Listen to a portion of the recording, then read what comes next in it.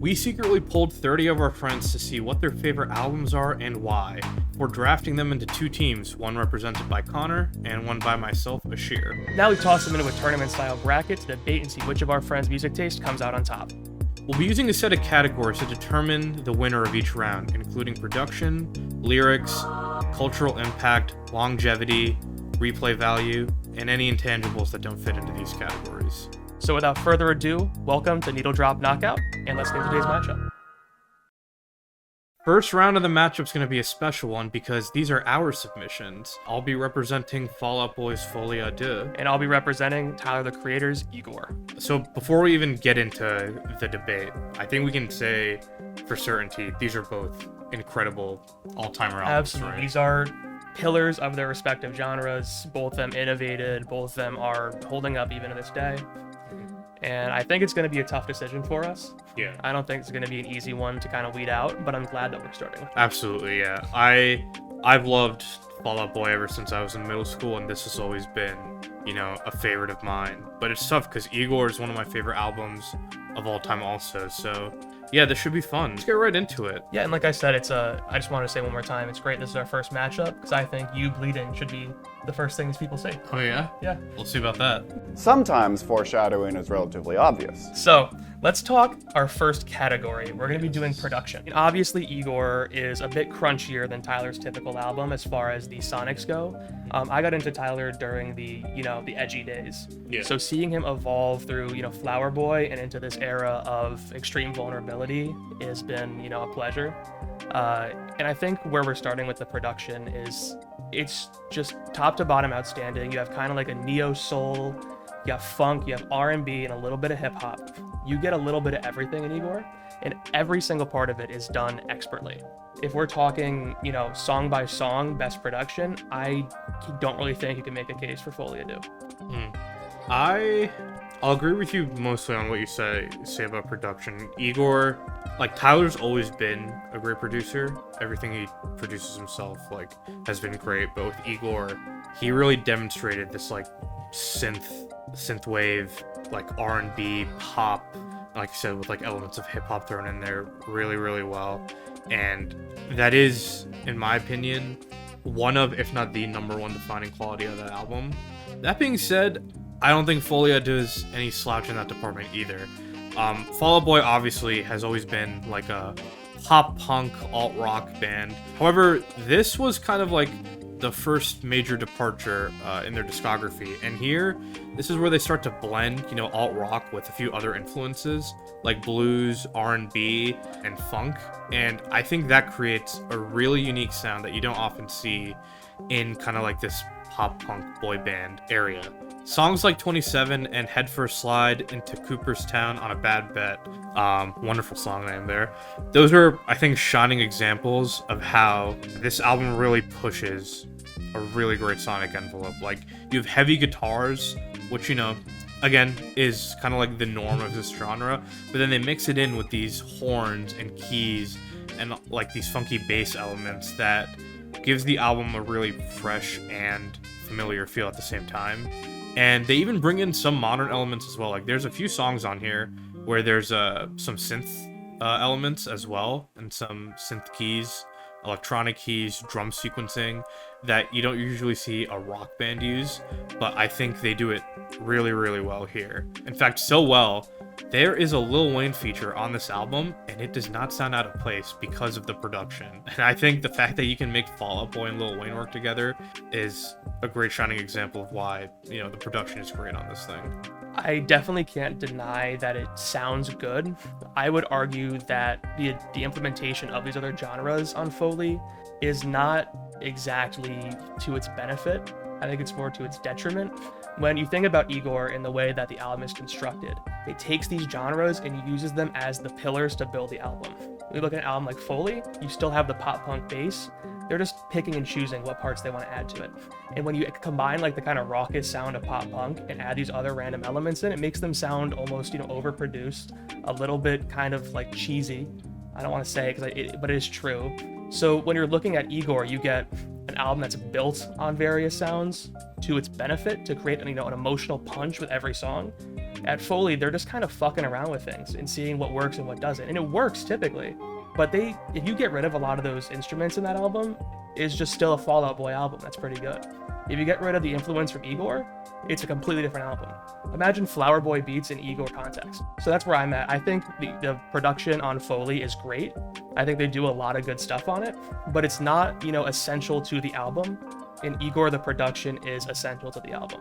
I'm gonna disagree that those other elements aren't essential, because when you look at like some of the melodies that are on here, whether it's through the instrumentation or Patrick Stump's vocals, I think those elements combined is what gives Folie its unique sound that sets it apart from other Fall Out Boy albums.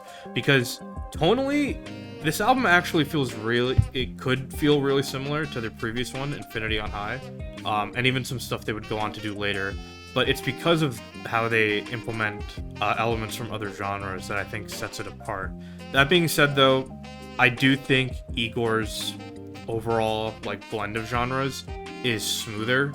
It all feels more compacted, right? Because Tyler is from the ground up approaching these songs and just really letting each portion of the production shine.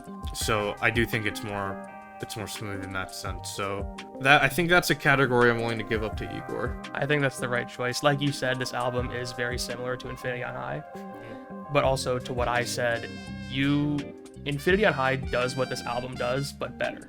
Really? It feels like what they're doing on this album is taking the formula from Infinity on High and just trying to innovate, which is admirable. And again, it's a great album. There's not many skips on it. I think that overall Igor will be the one. I agree with Igor being the one here, but Infinity on High is my second favorite Fall Out Boy album. I think this one does clear it still. That one is close, but I think production-wise, this one's better. But well, I'm willing to take Igor round one. Let's move on to the next category, lyrics.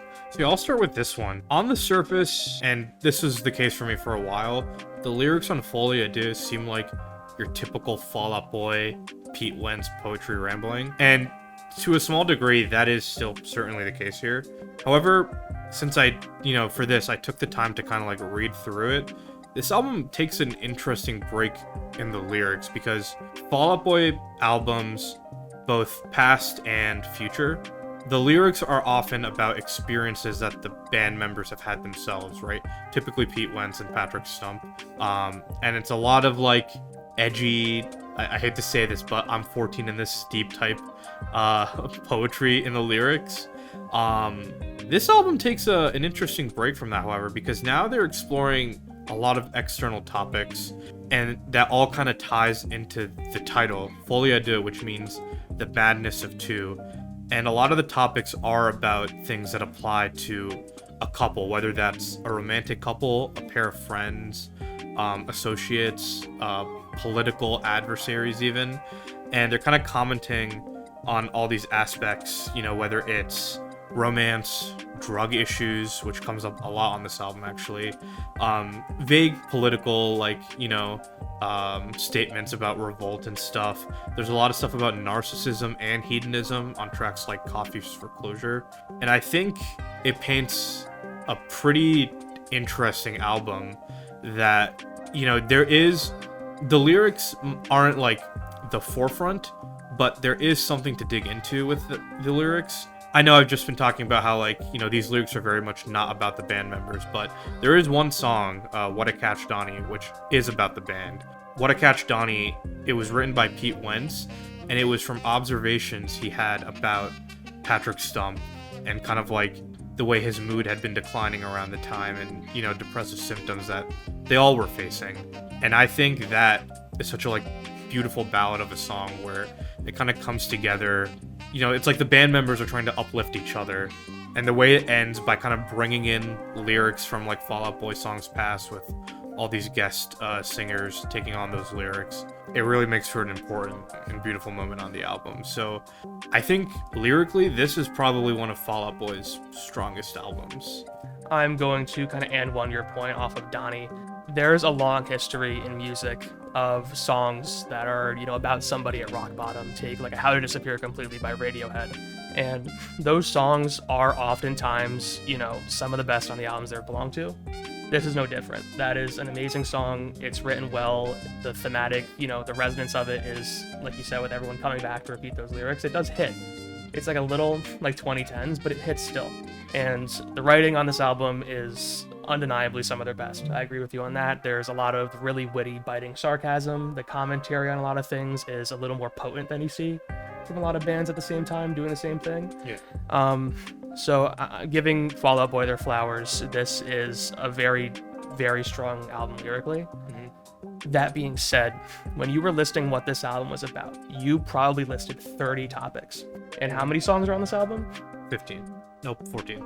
13. I was looking at the bonus track. So while it does, it does touch on these themes and it touches on them well, you are being fed a lot of information at once. And it is not a concept album. You don't have a through line to follow the themes. You just have to pick them out where they show up. And they do comment on a lot, but it's to the detriment. They don't elaborate on any of it. So that's kind of where I'm at. Igor, you go into the album, and while the lyrics are a little more simple, they're easier to digest, easier to understand. The metaphors are there, but they are surface level. It's a very packed emotional message about, falling in love with someone and not being able to be with them. And from the first song to the last song, you get that, you understand that, and every song you can see how it adds to the story. And I'm not punishing Folie for not being a concept album, but I wish there was a little bit more to each of their messages. Because, like you said, there's a lot of them, and there's not really a single song dedicated to most. There are a couple. Yeah. But it's very kind of scattered. Again, I'm not punishing this album for not being a concept. I love the writing. I love, the sarcasm in the writing, how witty it is. But when you're looking at just how you go into an album, how you leave an album, you could leave this album with 100 thoughts, but none of them are completed. I'll agree with you that a lot of the messages on this album are kind of scattershot. When I was kind of touching on like all the different subjects, one of the ones I pointed out was like political issues. It is super vague and surface level.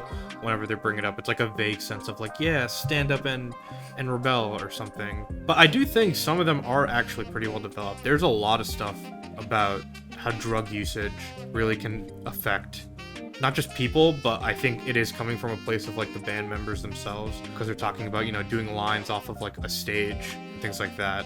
So yeah, I agree. Igor lyrically is pretty easy to digest. Like you said, it's a pretty simple love story, a tragic love story from beginning to end. I think it definitely gets points in the 2 rap songs that are on the album, What's Good and New Magic Wand, for having some pretty clever bars and quotable lines. But I would say for the most part, the lyrics are not really the things that are like the most memorable about Igor. For me, it's more so the instrumentation and the hooks. And obviously, like, lyrics are part of the hooks, but it's more so the melodies, more so than what Tyler is saying. I think, even though it's like, you could argue that it's like a little underdeveloped or half-baked at times, I think the lyrics on Folie Deux are stronger overall. I think it's a good take. I just am going to have to keep kind of punching back against it. There are emotional moments on this album, we're going to get to that topic now, on Folie that are, they're there, but the lyrics and the delivery of the lyrics doesn't help the message or the theme. The only time... By delivery, you mean like... Delivery, the way the line is spoken, the way it's sung, the way it's delivered. You still kind of get that same... Even on What a Catch, Donnie? That's one song. And you're talking about 100 themes, and some of them are not, happy. Some of them are about drug use to a pretty extensive extent, but you don't hear it in the song, which is fine. It's kind of like using a facade to get through a message. But Igor, you have samples that contribute to the lyrics. You have things that are placed there specifically to get away from Tyler's voice and do the facade thing, but better. Just think about the songs on Igor and how they make you feel. Can you really tell me that Gone Gone Thank You makes you feel less than anything on here? I'm thinking through Igor's just right now on track list. You know what? I wanted to keep this debate going, but I just remembered the track I Think. Yeah. And that could have been like the pop song of the year if it was pushed better. That chorus, that definitely makes me feel things. Like, he's saying something really simple, right? I think I'm falling in love, but I don't know if that just really hits. I think you put up a great album to go against this, and I think, again, I've said it 1,000 times, it's great. But when you have two things that are both great, you have to come down to what you feel in your gut. I don't feel any of Folie in my gut, except for maybe Donnie at the end. And that's 1 30-second bit of the entire album. Igor, you can touch any song and you could feel through his voice and through his lyrics the emotion of the song. Okay. I'm okay with that. Another point to Igor on lyrics. Let's move on to our next category, cultural impact. So Igor is kind of become something of like a stepchild in the genre, where when it was made, Tyler on Flower Boy was already kind of testing the boundaries of the genre on Flower Boy.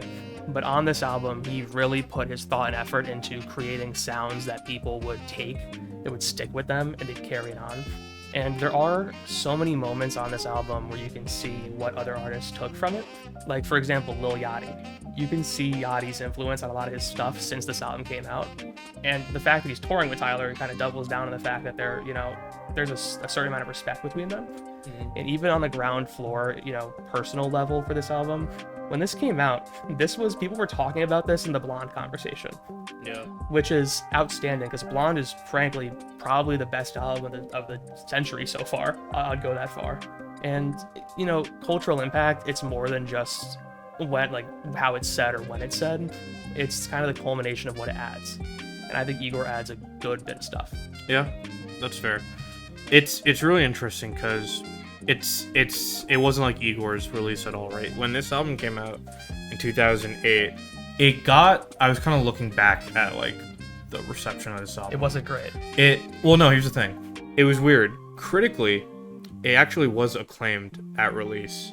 It was the fans that weren't too hot on it. When Folie came out, people wanted more of From Under the Cork Tree or even Infinity on High, but they got something pretty different in terms of what Fall Out Boy had released up to at this point. So it kind of became the black sheep of their discography, and the fact that they took their hiatus for a good 4 or 5 years after this album came out kind of put this album in a bit of a dark light. However, since then, I think this as well, this album has kind of come back around as not even just a cult classic, but I would say a classic in general, a staple in this genre of alt rock, pop punk. And I think the fact that it has stood the test of time and aged, I would say it's aged like wine, is a testament to kind of the impact that Fall Out Boy has. In terms of influencing other people, probably doesn't compare to Igor in that part, because besides maybe a few other pop punk bands, either around the time or people that are making music now, you could trace sounds similar to Folie, but they're not. Those artists are much smaller and under the radar compared to people that Tyler might influence, like a Lil Yachty, for example. But I think this album, when its name comes up, it carries a certain poise and sense of praise with it now that I think is pretty big. I totally agree with you on a lot of the stuff you said. I just gotta restate, double down. This is a Grammy-winning album that completely redefined the public perception of the artist that made it. The perception of Tyler going into this was still very much, he's a raucous kind of, he's a bastard. This album, when it came out, put him in the conversation as truly one of the most talented young artists on the planet, and he's made good on it. I think cultural impact, Igor takes this, but to your point, when Folie came out, it was polar to be generous, but it's since aged to be extremely well. So if you're willing to give me cultural impact, I'll give you longevity. No argument. I think Tyler will wind up having longevity in the end, but as a Fall Out Boy fan, it's really hard to, say this album doesn't have one of the best aging experiences. Definitely. Out of any pop punk album. I don't know, if I only walk away with 1 point from this, that's kind of crazy, but it is hard because both these albums are. Just think about what Tyler did with Igor against what they did with Folie. When they dropped Folie, they went on a break. People thought the album was bad, and they went on a break. And they came back X amount of years later. When this dropped, Tyler took it, ran with it straight to the Grammys, made an extremely powerful statement about, how every artist that drops from a black community gets put into an urban or hip hop category. He takes it and then performs it and scares the fuck out of a bunch of white people in the crowd. Folie has barely any of that. There's not like a widespread cultural print you can point to as like this is the moment. Igor has several of them. Yeah. I really don't think there's an argument here. Weirdly enough, I think Folie's biggest after all this time has been on Fall Out Boy themselves, because their last album, So Much for Stardust, which was pretty great also, they've straight up said like this album is like if we made Folie again with like the modern context, and you can very much hear that. But to your point, yeah, the immediate cultural impact that Igor had was definitely bigger. So yeah, cultural impact for Igor, longevity for Folie. I think that's a good deal. Okay. I don't even think we have to argue longevity. I mean, I think Tyler, just to make a statement on it, I think Igor is going to age extremely well. Yeah, I don't think it'll age poorly or anything, but I think what gives it to Folie is I don't know. Me personally, I'm always a sucker for albums that have that story of like not being appreciated in their time and then coming back around to being like this like classic after all this time. Those are songs and albums with that type of history end up being some of my favorite. I couldn't have said it better myself. I think longevity wise, we have a proven track record with Folie, and we saw how it came along, and I've seen enough to give it longevity. Yeah. If it lasts another 10 years, I wouldn't be surprised, but it already has gone the distance, and it's gone from, you know, polar reviews to one of the most critically acclaimed punk albums of all time. What has it been? It's been a while. It's been 17 quite a long time. years of Folie. Yeah. All right, so we're going into our last couple categories, or last category even. Yeah. What is the score right now? It's 3-1. Are we missing a category here? I think we are. Replay value. I was gonna say this looks a little late. Replay value. This is a tough one for me because both of these albums I have played the shit out of at various points in my life. Like, they were both hyperfixations for me, and I have gone back since those hyperfixations ended to both of them a good bit. I'm gonna argue though this one needs to go to Folie, because I think Folie as a whole, it's much easier to digest over and over again. Igor has some amazing tracks, and it has tracks that you can throw on. Like, obviously Earthquake is a huge hit. I think is a great pop song, but there are a lot of moments on this album that time and place like are definitely important to like whether it'll hit or not. And not everything I think has the same replay value. I think what's interesting is I think when you listen to the album as a whole, it has great replay value, but when we go track by track, I think Folie actually gets that edge. Honestly, I can't really put up an argument. I will, however, not concede the entire point. I think Igor does something that not a lot of albums do, and it rewards front to back listening with some of like the best emotional highs and lows of any album of the past 25 years. And it's not an overly long album. Even the lows of like the emotional lows are not enough to be extremely draining unless you have like an extremely potent, you know, internal thing going on, whether it's a breakup or losing somebody or something that this album could prey on. You can realistically throw it on and in a couple minutes have gone through an entire, you know, breakup and the fallout after it in not a long time. That being said, I agree that the singles off of Folie are stronger, but you don't get into a car and your boy's like, yo, throw on that Folie Deux. Like, I think there's been a significant... Do people do that with Igor? I think significantly more people do it with Igor. As the album as a whole, though. That's what I'm saying. But like Folie, you can take a couple of the songs from it, and they're very highly listened to. They're very well regarded as singles. But there's a lot of songs on here that people just don't play anymore. I think on average, Igor gets more plays. But I'm willing to do 50-50 on this and give you half a point for the singles, and I'll take half a point for the album. I don't know, man. I don't think that works. I think Folie did replay value. I think the only edge Igor has is, like you said, the front to back album experience. And Folie, when you do the front to back experience, it might not have that same like emotional roller coaster that Folie has, but it's still a great journey all the way through. And then on top of that, there are lots of tracks you could single out beyond just the singles. Like what were the singles on this? It was I think I Don't Care might have been the only like real single that came out of it. But, you know, She's My Winona, America's Sweethearts, Head First Slide, 27, Tiffany Blues, $20 Nosebleed with Brendan Urie. Those all like can just be played over and over again. And I'm gonna throw in, people don't talk about this one enough, Coffee's for Closure. I used to play the shit. Was it Closure? Closure. Yeah. It's I used to play the shit out of the song. Just like, yeah, it's hard not to just like keep replaying and replaying all of these songs. I can see how you'd replay a lot of them when they came out in your high school years, in your formative years. I You think told now- me when we listened to this in the car, you hadn't heard it for an extremely long time. So clearly the singles on this are not sticking with you. Thanks for the memories. That sticks with you. You said openly in the car ride you hadn't heard this album in a very long time. The album as a whole, yes, but there are songs from here, like select songs, that are in my playlist that every time they come on, I'm like, hell yeah, this still hits. I don't think it has. I gave it longevity. I don't think these songs would really stand on their own for replay value anymore.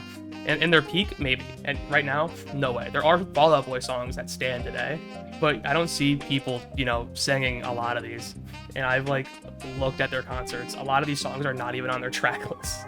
Yeah, it's still, even though it's come back around a lot, it's still like cult. If your classic. core fan base pays for tickets to go to a show that you are performing at, and you are performing a lot of songs from a lot of different albums, and one album or two albums have by far the least representation on those shows, this is one of them. That shows me that Fall Out Boy doesn't even think this album has the replay value that you're arguing it does. I don't think the concert argument works, because every artist has like that one album that like even though like a certain core might like really love it, they can't put too much of it into the concert because concerts. So let's pause real quick. You just said every artist has an album where only the core fan base loves it, but they don't put it into concerts. So you're saying that the only people that re-listen to this album are the core fans. A casual listener would not put these on. Albums that have that like black sheep like label or status to them, they're always going to be under the radar to like the general audience that listens to these artists. Yes. To Pimp a Butterfly, Black Sheep album, one of the most critically How acclaimed. the hell is To Pimp a Butterfly a Black Sheep album? It's not something people routinely go back to. It's a high quality album, but when we went to see Mr. Morale, there were still like 3 songs from that on the album. That's significantly more than this got. This got That 2. is To Pimp a Butterfly in rap conversations is always brought up, no matter it's a what. Scaring the Hose album. Everybody knows this. I don't think so. That's why he doesn't have hose. He has no hose. If you put like half the songs on T-Fab on in front of the hose, you're getting kicked out of the car. I don't think so. I think so. But listen, what I'm saying here is that I was willing to concede the point before, but now that you kind of gave me an argument that now I want to double down on. No, I don't think so. No. You bringing up T-Pab as a Black Sheep album throws it out for me. Fall Out Boy, we say Infinity on High was great, and it had things for the memories and arms race and stuff. Even at the time, that was seen as a decline from Under the Cork Tree. But those So singles they have were- all the replay value in the fucking world.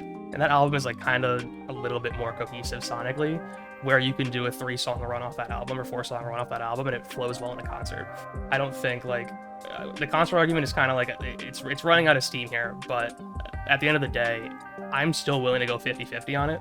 I don't think I can concede the point now to Folie. If we do 50-50, where does that put me? 1.5, 1.5 versus 3.5. 3.5.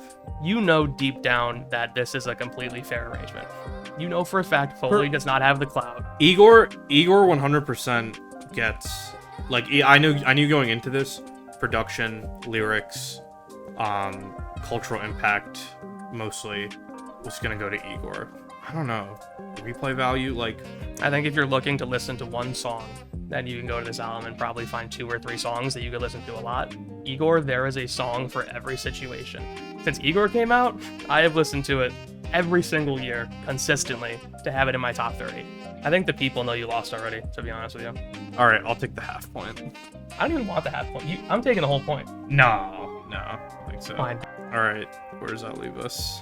3.5. 3.5, 1.5. 1.5. All right. Make your case for Intangibles. You go first. So, Igor is far more than an album. It is an entire artistic genre. It is a heavily curated vibe that transcends far beyond just an album. He has a wardrobe. He did amazing promo. He has a full world built around every single one of his albums. And Igor probably has the second best besides Calling Vigo Boss. And if that's not an intangible, I don't know what is. When you go to a Tyler show, you've been to 2 with me. It is like walking into a different world of how the set is built, how things are done. Call Me If You Get Lost, he had an entire house behind him. He had the hill that he came in on. Like, he had everything down to a T. Amazingly thought out, extremely well curated. Just from his head, he does all this alone. And while Folie is extremely, ahead of its time as far as the sonics of it, and like you said, it wasn't appreciated enough, what about this album makes it special outside the tangible? Just how good it is. I don't know. Igor wins. Yeah, Igor does. Igor wins. Grab it off the wall. Okay. I failed you. I will give it credit. Great album cover from Folie. Oh, yeah. I think that beats Igor. If you want to take an extra half point to make yourself feel better, Hell yeah, dude. so you'll get 2 points. I think that was a good first episode.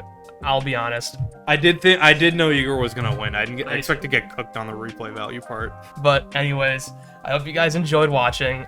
Igor will be going on to the next round. Like I said, first blood is mine. Ashir is a blood in the water. He's gonna lose every single one of these rounds from now on. He can't even say a word. Anyways, we'll see you guys next time for our next matchup.